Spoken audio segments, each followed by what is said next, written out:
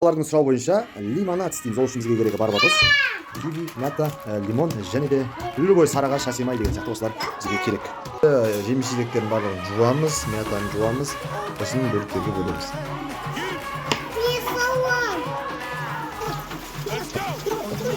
Сосын сол жеміс жидектерді алып саламыз. Салды.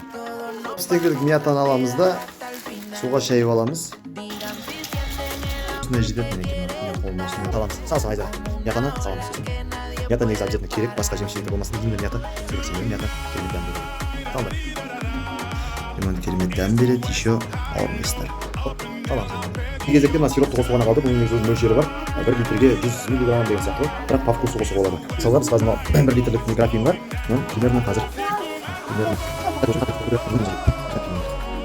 сарыағаш, любой сарыағаш.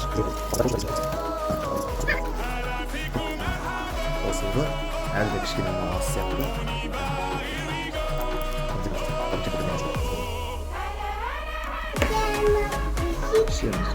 Мінекей дәм бір рет көріп жүруге болады. Біз холодильникке қоямыз. Міне oldu дәмі нормально ма? Енді қоя беруге болады. 5 минутқа. Қалай, дәмді ма? Класс па? Класс.